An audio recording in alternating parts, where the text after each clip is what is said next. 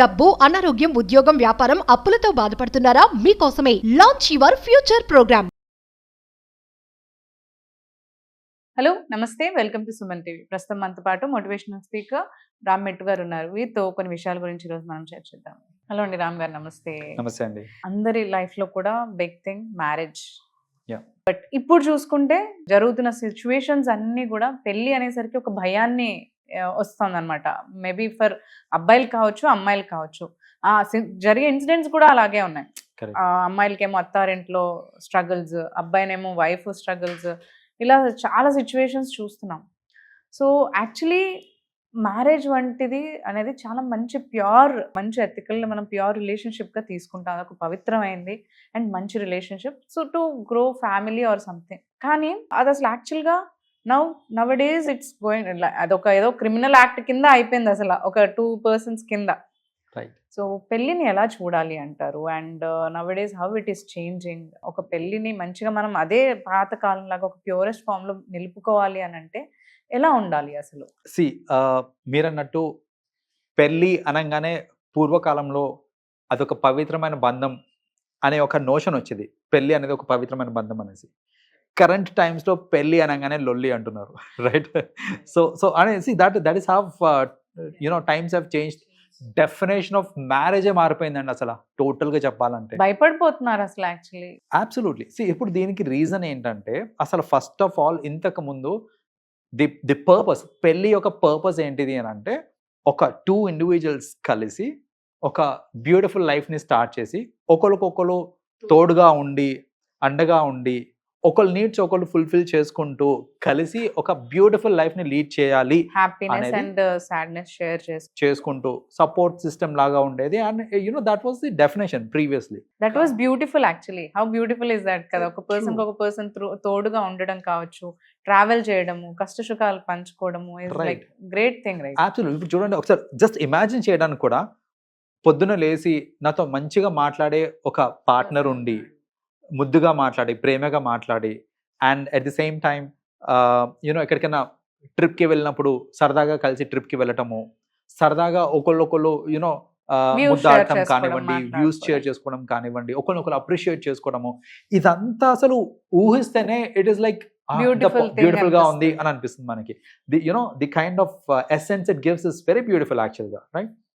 But nowadays current times లో అసలు పెళ్లి డెఫినిషనే మారిపోయింది. మొత్తం ప్రాక్టికల్ అయిపోయిందండి. ఇప్పుడు పెళ్లి అనేది it has become a very practical scenario. ఎట్లా అయిపోయిందని అంటే, దీనిలో డిఫరెంట్ ఎలిమెంట్స్ ఇంక్లూడ్ అయిపోయినాయి. ఒకటి, ఫినాన్షియల్ ట్రాన్సాక్షన్స్. అసలు పెళ్ళి అనగానే దానికి ముడిపడున్న ప్రైమరీ థింగ్ ఏంటిది అని అంటే ఫినాన్షియల్ ట్రాన్సాక్షన్స్. ఎక్కడ ఫినాన్షియల్ ట్రాన్సాక్షన్స్ అని అంటే, కట్నం రూపంలో అబ్బాయి వాళ్ళు, అసలు అబ్బాయికి ఆస్తి ఎంత ఉంది, వాళ్ళకి ఎంతమంది సిబ్లింగ్స్ ఉన్నారు, ఎంత షేర్ ఏమొస్తుంది, ఆఫ్టర్ దర్ పేరెంట్స్ ఎంత షేర్ వస్తుంది అని అమ్మాయి వాళ్ళు, అసలు ఎంత సంపాదిస్తాడు, ఏం సంపాదిస్తాడు అనేసి. అంటే ఇద్దరు వ్యక్తులు కలిసి ఉండాలి అని అంటే ప్రైమరీగా కావాల్సింది యాటిట్యూడ్స్ కలవడం అండి, మైండ్ సెట్స్ కలవాలి. అసలు అది ప్రైమరీ పక్కన పెట్టేసి, నీకు మైండ్ సెట్ కలిసిన తర్వాత మిగతా చూడు, I have no problem at all. ఎందుకంటే డబ్బులు కూడా ఇంపార్టెంట్, ఐ అండర్స్టాండ్. కానీ మైండ్ సెట్ చూడు first.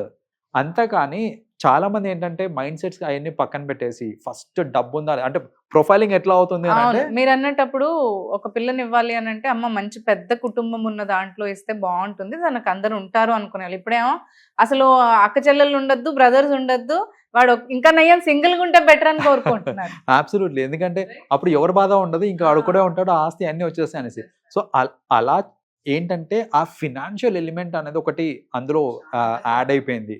So that is one thing. Second thing ఏంటిది అని అంటే, the element of ownership of body అనేది దానికి ఒకటి ట్యాగ్ అయిపోయిందండి ఈ మధ్య. ఇప్పుడు ఏంటంటే, పెళ్ళి ఎందుకు చేసుకుంటున్నాము అని అంటే బికాస్ ఆఫ్ సెక్షువల్ నీడ్స్ అనేసి చాలా మంది చెప్పేవాళ్ళు ఉన్నారు. ఇప్పటికీ కూడా టిల్ డేట్ అసలు నువ్వు పెళ్ళి ఏముంది, నాకు నన్ను చూసుకోవాలి, నేను ఆఫీస్కి వెళ్తాను, లేకపోతే వంట చేసుకోవడానికి, లేదంటే ఇట్లా. సో నా నీడ్స్ ని ఫుల్ఫిల్ చేసుకోవడానికి, అందులో ప్రధానంగా సెక్షువల్ నీడ్స్ ఫుల్ఫిల్ చేసుకోవడానికి నేను పెళ్లి చేసుకుంటున్నా అంటే ఏంటంటే, పెళ్ళికి ఇంకా సెక్షువల్ నీడ్స్ కి ఆ ముడి అనేది పడిపోయింది ఇప్పుడు బేసిక్ గా. So there is no love, ఆ బంధం లేదు, బాండ్ లేదు, emotion nothing. It is just to fulfil my physical needs అనేసి చెప్పేస్తున్నారు చాలా మంది. సో అలా అంటే డెఫినేషన్స్ ఎలా మారిపోయినాయి చూడండి. అలా కొందరు అనుకుని పెళ్లి చేసుకుంటున్నారు, కొందరేమో మీరన్నట్టు నాకు వంటకి ఇబ్బందిగా ఉంది, మా అమ్మ నాన్నని చూసుకోవడానికి నాకు ఎవరైనా కావాలి, అమ్మా నాన్నని అమ్మ నాన్న చూసుకోవడానికి yes. చూసుకోవడానికి. నేను పని మీద వెళ్ళిపోతుంది, కొంతమంది అయితే అదే నేను ఎక్కడొక జాబ్ కి షిఫ్ట్ అయిపోతాను, మా అమ్మ నాన్నని చూసుకోవడానికి ఎవరు లేరు, పెళ్లి చేసుకుంటా ఉంటది కదా. అలా పెళ్లి చేసుకొని నేను నాకు అంటే కొన్ని షాక్. ఒక అబ్బాయి ఒక అమ్మాయికి పెళ్లి అవుతుంది అంటే వాళ్ళిద్దరు కలిసి ఉండడానికి కలిసి పెళ్లి అవుతుంది. ఉండడానికి. నేను చూసానండి ఇన్సిడెంట్స్. వాళ్ళు ఏంటంటే అబ్బాయి పెళ్లి చేసుకొని అమెరికాకి వెళ్ళిపోవడం వల్ల ఏదో కంట్రీకి వెళ్ళిపోతారు, Hmm. అమ్మాయి ఏమో అత్తారింట్లో ఉంటుంది, పేరెంట్స్ ని చూసుకుంటా. ఆ పేరెంట్స్ చూసుకుంటూ ఇంట్లో పిల్లల దాకా లేదు.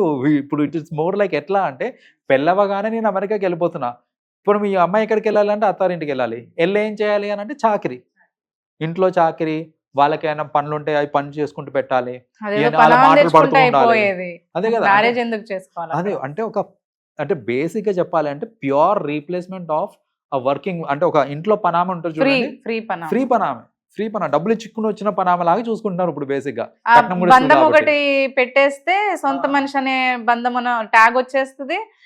మళ్ళీ మనకు అనడానికి కూడా అధికారం ఉంటుంది, అరే కోడలు అయ్యుండి చేయట్లేదు, మమ్మల్ని పట్టించుకోవట్లేదు అని ఇంకా మళ్ళీ నిందలు వేయాలి. అదే కదా. అండ్ ఇలాంటివి ఏంటంటే ఇప్పుడు మా ఇంట్లో చూసుకోవడానికి లేకపోతే నా ఇల్లు చూసుకోవడానికి నాకు ఒక మనిషి కావాలి కాబట్టి నేను పెళ్లి చేసుకుంటున్నాను అనే ఒక థాట్ ప్రాసెస్ ఏదో ఉందో, ఈ థాట్ ఇప్పుడు నేను చెప్పినవన్నీ ఏంటంటే డిఫరెంట్ థాట్ ప్రాసెస్. అసలు జనాలను ఇప్పుడు మీరు వెళ్ళి అడగండి, యంగర్ జనరేషన్ అడగండి, నీకు ఎందుకు పెళ్లి, అసలు పెళ్లి ఎందుకు చేసుకుందాం అనుకుంటున్నాం అంటే ఇవే ఆన్సర్లు వస్తాయి.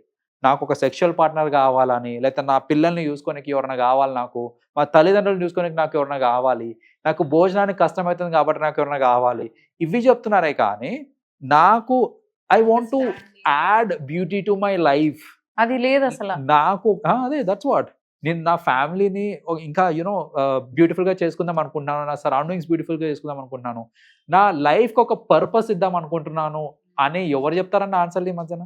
No body. Absolutely that is the reason.